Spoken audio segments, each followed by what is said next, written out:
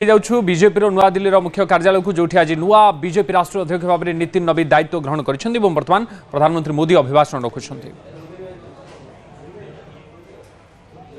देश के कोटि कोटि कार्यकर्ताओं की तरफ से और मेरी तरफ से बहुत बहुत अभिनंदन करता हूं।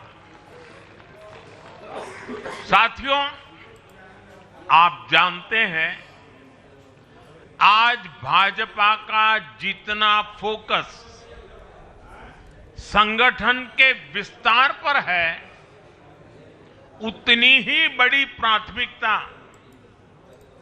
कार्यकर्ता के निर्माण की भी है। भाजपा एक ऐसी पार्टी है जहां लोगों को लगता होगा कि नरेंद्र मोदी देश के प्रधानमंत्री है, तीसरी बार प्रधानमंत्री बने, 50 साल की छोटी आयु में मुख्यमंत्री बन गए, 25 साल से लगातार हेड ऑफ द गवर्नमेंट रहे हैं। ये सब अपनी जगह पे हैं, लेकिन इन सबसे भी बड़ी चीज मेरे जीवन में है, मैं भारतीय जनता पार्टी का कार्यकर्ता हूं। ये सबसे बड़ा गर्व है। और जब बात पार्टी के विषयों को आती है, तब माननीय नितिन नवीन जी, मैं एक कार्यकर्ता हूं, वे मेरे बॉस हैं।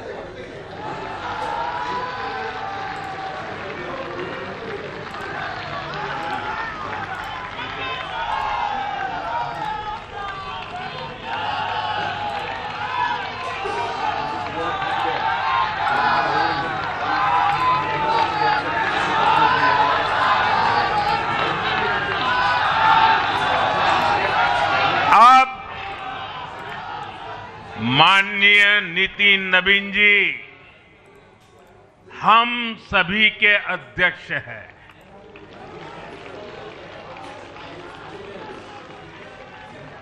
और उनका दायित्व सिर्फ भाजपा को भी संभालना इतना नहीं है, एनडीए के सब साथियों के बीच भी उन्होंने तालमेल का बहुत बड़ा दायित्व भी देखना होता है। साथियों, माननीय नितिन जी के संपर्क में जो भी आया है, वो उनकी सरलता और सहजता की चर्चा जरूर करता है। बीजेपी युवा मोर्चा का दायित्व हो, अलग अलग राज्यों में प्रभारी के रूप में जिम्मेदारी हो, या फिर बिहार सरकार में काम करने का अनुभव हो, नितिन जी ने हमेशा जब जब जो जहां जहां जो जिम्मेवारी मिली, अपने आप को उन्होंने साबित किया है। जिम्मेवारी देने वालों को भी उनके कार्य ने गर्व से भर दिया है। साथियों, ये 21वीं सदी है और देखते ही देखते 21वीं सदी के पहले 25 वर्ष तो पूरे भी हो चुके हैं। आने वाले 25 वर्ष बहुत महत्वपूर्ण है। ये वो कालखंड है जब विकसित भारत का निर्माण होना है और होना तय है।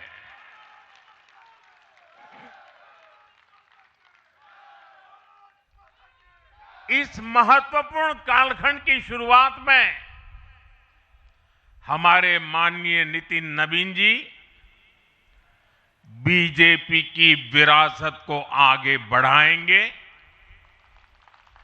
मैं आजकल के युवाओं की भाषा में कहूं तो नितिन जी खुद भी एक प्रकार से मिलेनियल है। वो उस जनरेशन से हैं जिसने भारत में बड़े आर्थिक, सामाजिक और टेक्नोलॉजिकल परिवर्तन होते देखे हैं। वो उस जनरेशन से हैं जिसने बचपन में रेडियो से सूचनाएं पाई और आज एआई के भी एक्टिव यूजर है। नितिन जी के पास युवा ऊर्जा भी है और संगठन में कार्य का लंबा अनुभव भी है। ये हमारे दल के हर कार्यकर्ता के लिए बहुत उपयोगी होगा। साथियों, इस वर्ष जनसंघ की स्थापना को 75 वर्ष हो रहे हैं और मैं आज इन 75 वर्ष लगातार लक्षावधि कार्यकर्ताओं ने, अनेक परिवारों ने, अनेक पीढ़ियों ने जो त्याग, तपस्या और बलिदान दिए हैं, मैं उनको आदरपूर्वक नमन करता हूं। जनसंघ रूपी वटवृक्ष से ही भाजपा का जन्म हुआ और भाजपा दुनिया के सबसे बड़ा राजनीतिक दल बन चुकी है। और ये सिर्फ भाजपा के कार्यकर्ताओं के लिए गौरव का विषय है, इतना नहीं है। देश के राजनीतिक समीक्षकों को दुनिया को यह बात बतानी चाहिए कि भारत एक ऐसा देश है जिसकी रगों में इसकी मजबूती से लोकतंत्र चल रहा है, कि जहां दुनिया की सबसे बड़ी पॉलिटिकल पार्टी है। साथियों, बीजेपी एक संस्कार है। बीजेपी एक परिवार है। हमारे यहां मेंबरशिप से भी ज्यादा रिलेशनशिप होती है। बीजेपी एक ऐसी परंपरा है जो पद से नहीं, प्रक्रिया से चलती है। हमारे यहां पदभार एक व्यवस्था है और कार्यभार ये जीवन भर की जिम्मेदारी है। हमारे यहां अध्यक्ष बदलते हैं लेकिन आदर्श नहीं बदलते। नेतृत्व बदलता है लेकिन दिशा नहीं बदलती। साथियों, भाजपा का स्वरूप नेशनल है। भाजपा का स्पिरिट नेशनल है, क्योंकि हमारा जुड़ाव लोकल है। हमारी जड़ें जमीन के नीचे गहरी है। इसलिए भाजपा रीजनल एस्पिरेशन को प्लेटफॉर्म देती है, उन्हें नेशनल एम्बिशंस का आधार बनाती है। और इसलिए आज देश के कोने कोने के लोग भाजपा के साथ हैं, भाजपा के साथ जुड़ रहे हैं। और इतना ही नहीं, जो भी अपनी राजनीति का प्रारंभ करना चाहता है उसको भी भाजपा का प्रवेश द्वार सबसे उत्तम, सबसे सुरक्षित लगता है।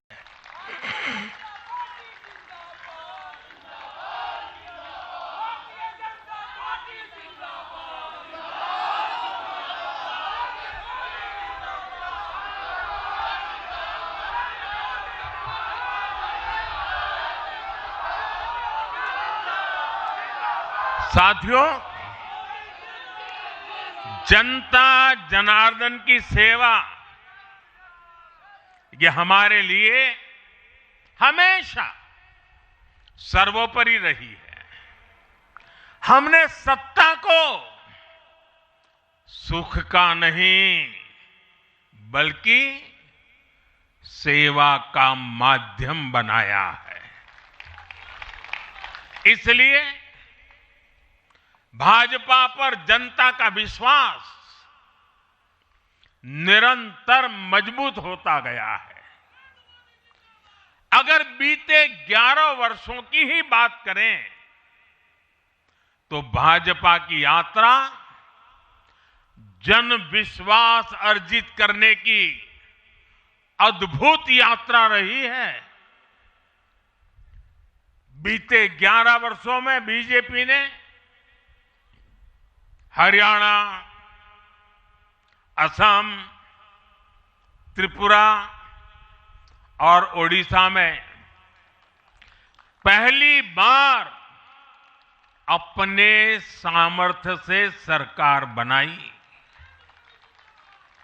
पश्चिम बंगाल और तेलंगाना में भाजपा जनता की एक बड़ी आवाज बनकर उभरी है।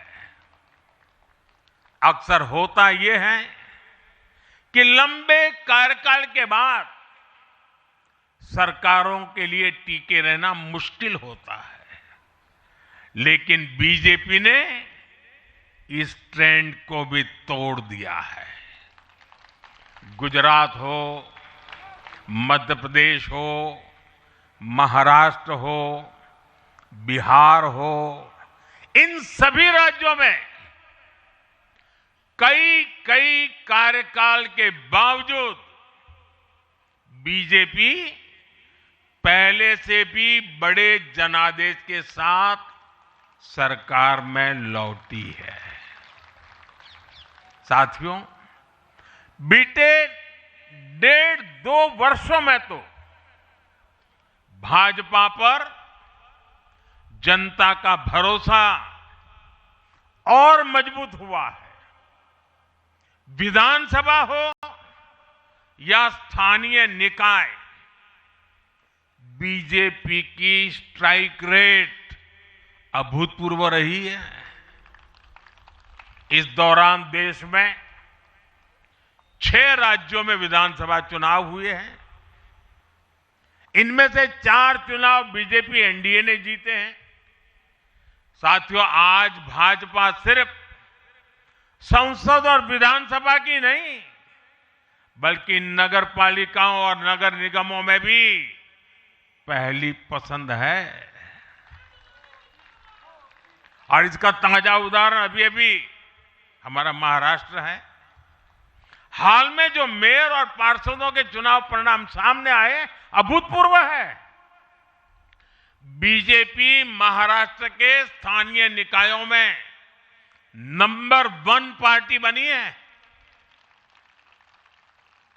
कुल 29 में से 25 बड़े शहरों की जनता ने बीजेपी एनडीए को चुना है। कुल जितने पार्षद जीते हैं उनमें से 50% बीजेपी के हैं। ऐसे ही केरला में भी आज बीजेपी के करीब 100 पार्षद हैं। केरला की राजधानी तिरुअनंतपुरम की जनता ने मेयर चुनाव में 45 साल बाद लेफ्ट से सत्ता छीनी और भाजपा पर भरोसा किया।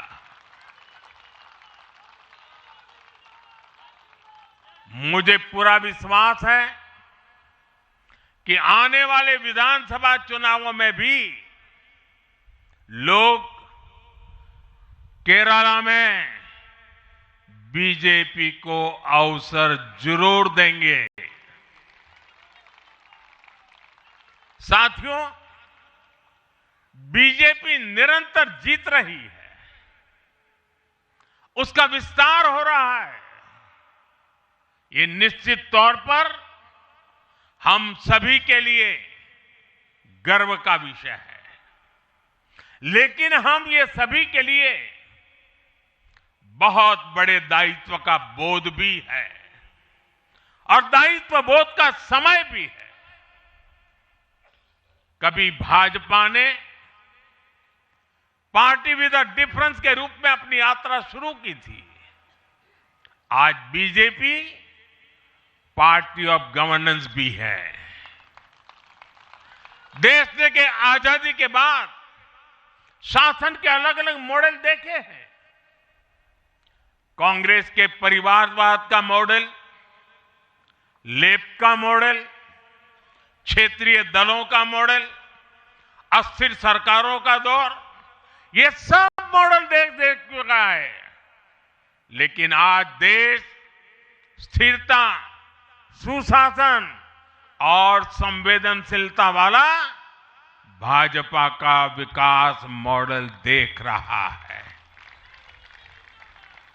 साथियों, ये भाजपा ही है जिसने सामाजिक न्याय के नारे को सच्चे स्वरूप में जमीन पर उतारा है।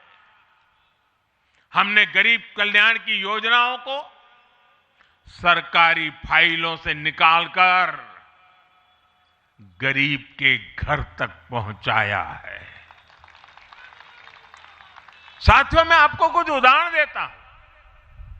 आजादी के 70 वर्ष बाद सिर्फ 3 करोड़ ग्रामीण परिवारों तक ही पाइप से पानी पहुंच पाया था।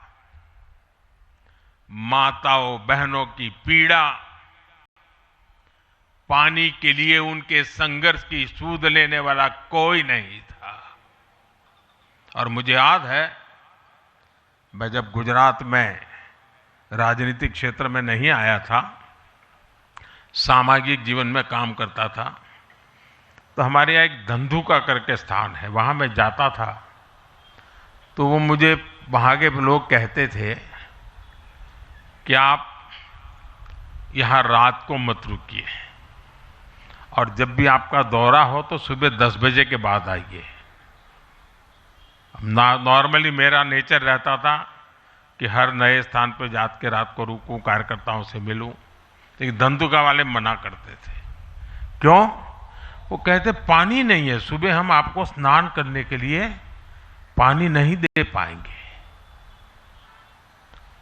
वहां तो कहावत चलती थी कि बेटी को बंदूकें दो लेकिन धंधुके मत दो, यानी उसको बंदूक लगा मार दो लेकिन धंधुके में शादी मत करो। पानी नहीं था। ये दर्द मैंने देखा है।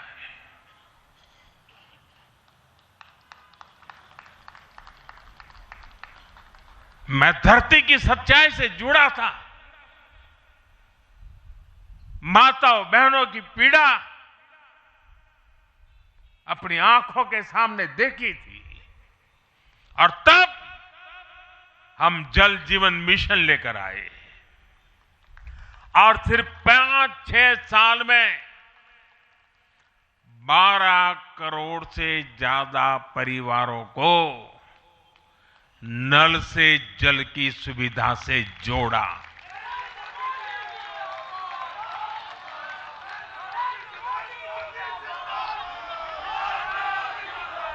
साथियों, ये हमारी सरकार है जिसने धुएं से बीमार होती बहनों की पीड़ा समझी, वरना पहले तो एलपीजी गैस को भी अमीरों का ही सौभाग्य मान लिया गया था। भाजपा ने पूरी संवेदनशीलता के साथ हर घर को एलपीजी गैस कनेक्शन से जोड़ने का अभियान चलाया। वर्ष 2014 तक जहां सिर्फ 14 करोड़ एलपीजी कनेक्शन थे, आज देश में 33 करोड़ से अधिक गैस कनेक्शन है। ऐसे ही गांव की बहनों को लखपति दीदी बनाने का अभियान है। यह भी इसलिए संभव हो पाया क्योंकि भाजपा बहनों बेटियों के सपनों के प्रति संवेदनशील है।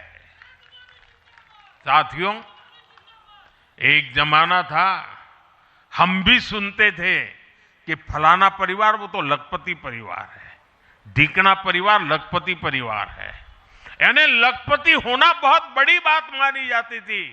ये मोदी है जो सपने देखता है कि मेरे गांव की गरीब मां भी लखपति दीदी बनेगी।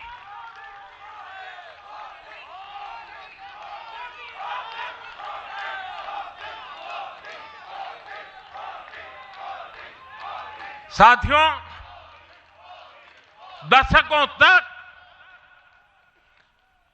आदिवासी समाज को सिर्फ वोट बैंक से जोड़कर देखा गया, लेकिन संवेदनशील भाजपा ने, भाजपा के हमारे संस्कारों ने समाज के प्रति समान भाव की हमारी परंपरा के कारण भाजपा ने आदिवासियों में भी सबसे पिछड़ी जनजातियों की पीड़ा को समझा।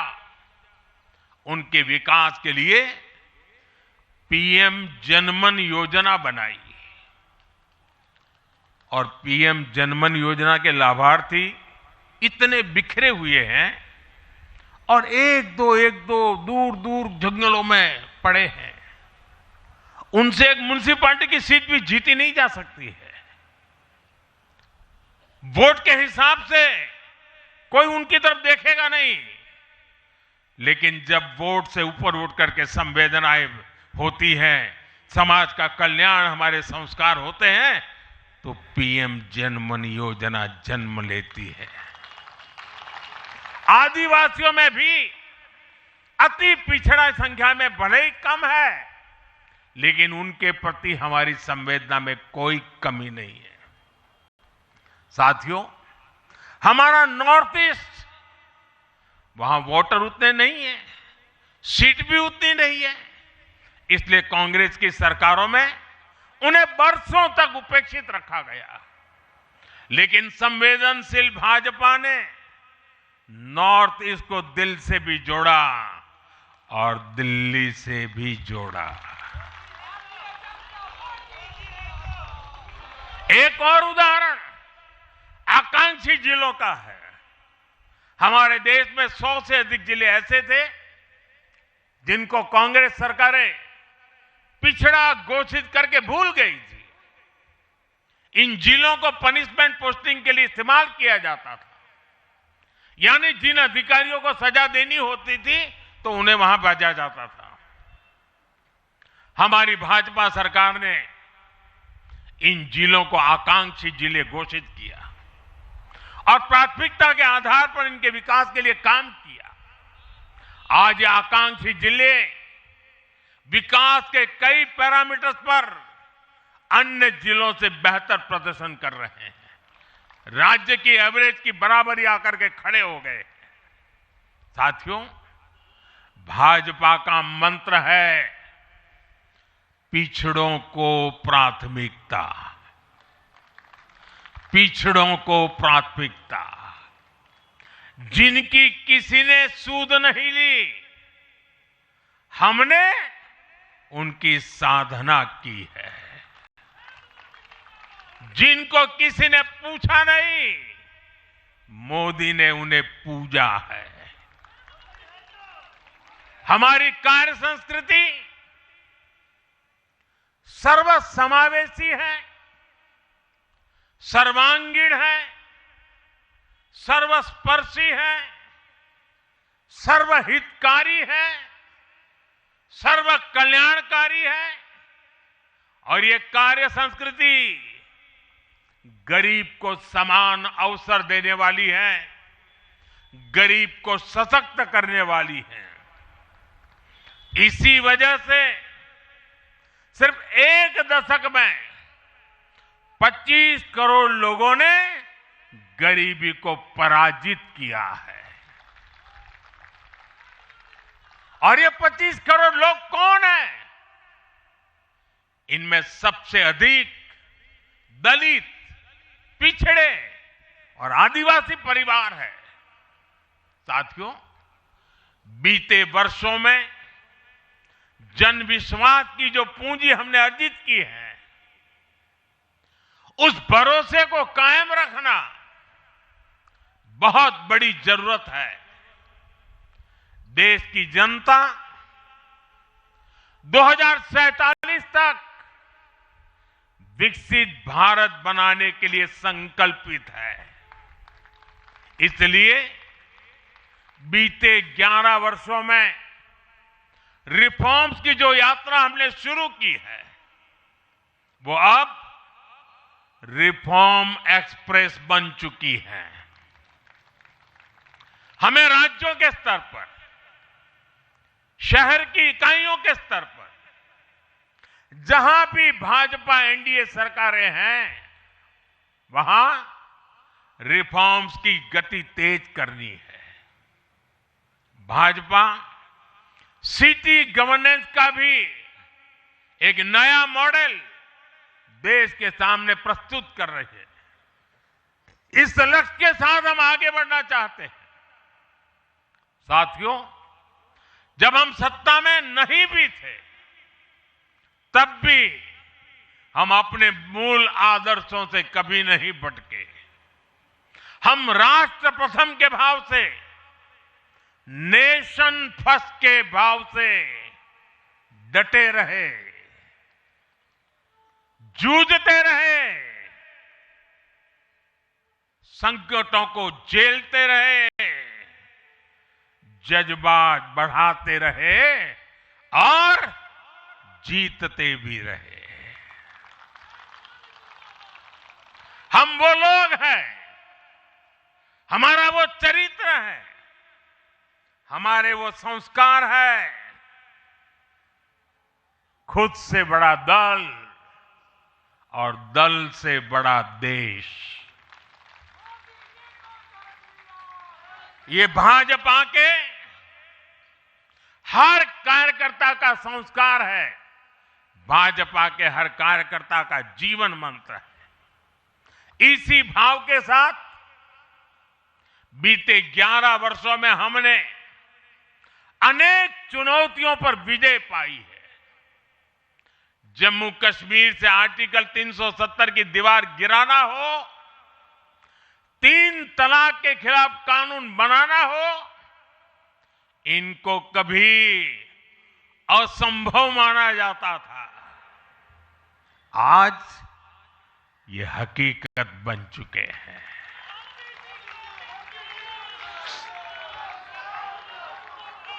आज देश में माओवादी आतंक भी अपनी अंतिम सांसें गिन रहा है। साथियों, आगे भी हमें हर चुनौती का पूरे सामर्थ्य से सामना करना है। आज देश के सामने एक बहुत बड़ी चुनौती घुसपैठियों की है, आबादी के असंतुलन की है। दुनिया के धनवान देश, समर्थ देश, वे भी अपने देश में जो घुसपैठिए हैं, उनकी जांच पड़ताल कर रहे हैं और उनको पकड़ पकड़ करके निकाल रहे हैं। और दुनिया उनको पूछती नहीं है कि तुम घुसपैठियों को क्यों निकाल रहे हो, तुम तो लोकतंत्र का झंडा लेकर के घूम रहे थे, तुम तो पूरे दुनिया के नवाब बन के बैठे थे, क्यों निकाल रहे हो? दुनिया में कोई अपने देश में घुसपैठियों को स्वीकार नहीं करता। भारत भी घुसपैठियों को अपने गरीबों, हमारे नौजवानों के हक कभी भी लूटने नहीं दे सकता। घुसपैठिए देश की सुरक्षा के लिए बहुत बड़ा खतरा है। उनकी पहचान करके उन्हें वापस उनके देश भेजना बहुत आवश्यक है। इसके अलावा ऐसे राजनीतिक दल जो वोट बैंक की राजनीति में घुसपैठियों को बचा रहे हैं या उन्हें कवर दे रहे हैं, उन्हें हमें पूरी शक्ति से जनता के सामने बेनकाब करना ही होगा। उनको आपने शुणुंट जातीय कार्यालय बीजेपी जातीय कार्यालय आज नुआ सभापति नुआ अध्यक्ष भाव में दायित्व नहीं नितिन नवीन। यहाँ पर प्रधानमंत्री मोदी निजर अभिभाषण रखुते। बुलेटिन समय एक ब्रेक।